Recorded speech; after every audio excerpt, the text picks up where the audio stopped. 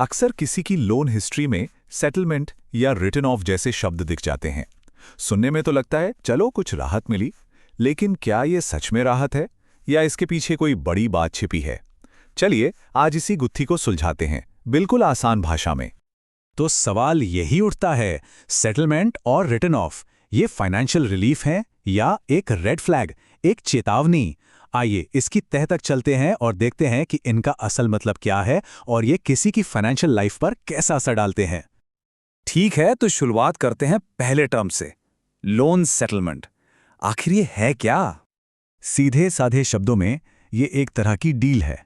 जब कोई अपना पूरा लोन नहीं चुका पाता तो बैंक कहता है ठीक है, पूरा नहीं तो कम से कम इतना दे दो और हम मामला खत्म करते हैं। ये बोरोअर और लेंडर के बीच का एक समझौता है, एक कॉम्प्रोमाइज। चलिए इसको एक एग्जाम्पल से समझते हैं। मान लीजिए किसी का लोन बाकी है, पूरे 1 लाख रुपए का, और बैंक से बातचीत करके मामला 70,000 रुपए में सेटल हो जाता है। अब सुनने में तो ये बहुत अच्छा लग रहा है ना? सीधे सीधे 30,000 की बचत। लेकिन असली कहानी यहीं से शुरू होती है, और वो कहानी है इस मार्क की। क्रेडिट रिपोर्ट में ये लोन क्लोज्ड मार्क नहीं होता, नहीं, इस पर ठप्पा लग जाता है सेटल्ड का। और ये सेटल का ठप्पा आगे चलकर दूसरे बैंक्स के लिए एक साफ साफ इशारा होता है कि इस व्यक्ति ने अपना पूरा कर्ज नहीं चुकाया था। अब आते हैं दूसरे टर्म पर, लोन राइट ऑफ। ये सेटलमेंट से कैसे अलग है, चलिए देखते हैं। ये देखिए, पूरी तरह से बैंक का अपना इंटरनल मामला है, अकाउंटिंग का खेल है। जब कोई मान लीजिए 6 महीने या उससे ज्यादा टाइम तक, 180 दिन तक अपनी ईएमआई नहीं भरता, तो बैंक उस लोन को अपनी एक्टिव किताबों से हटा देता है। ऐसा वो अपनी बैलेंस शीट को साफ सुथरा दिखाने के लिए करता है। इसे कहते हैं बट्टे खाते में डालना।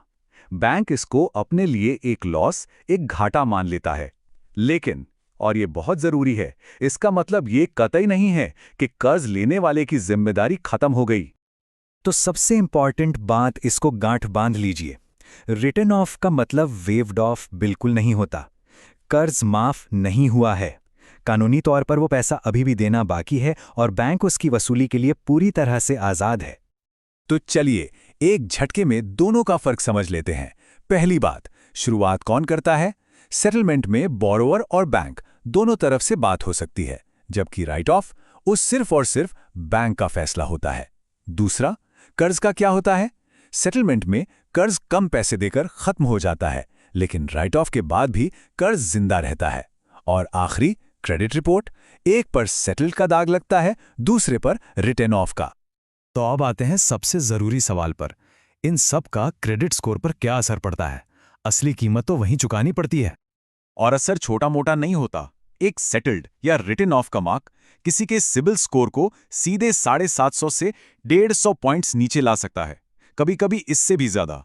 ये एक बहुत बहुत बड़ा डेंट है। और ये सिर्फ नंबर्स का खेल नहीं है, इसका असर लंबे समय तक रहता है। आगे जब भी कोई नया लोन या क्रेडिट कार्ड के लिए अप्लाई करेगा ना, तो बैंक इस सेटल्ड या रिटन ऑफ मार्क को एक बड़े से लाल झंडे की तरह देखेंगे। इससे नया लोन मिलना मुश्किल हो जाता है, या अगर मिल भी गया तो ब्याज दर, इंटरेस्ट रेट बहुत ज्यादा लगेगा। हाँ, एक रास्ता है इसे ठीक करने का, एक उम्मीद की किरण है। अगर आगे चलकर जब हालत ठीक हो, वो बचा हुआ पैसा पूरा चुका दिया जाए, तो क्रेडिट रिपोर्ट से इस नेगेटिव मार्क को हटाने में मदद मिलती है। धीरे धीरे ही सही, पर क्रेडिट हिस्ट्री सुधर सकती है। तो अगर सेटलमेंट या राइट ऑफ सही रास्ता नहीं है, तो फिर सही रास्ता है क्या? समझदारी किसमें है? चलिए अब इस पर बात करते हैं। सबसे बेहतर तो 2 ही रास्ते हैं। पहला और सबसे अच्छा है फुल रीपेमेंट, पूरा पैसा चुकाना।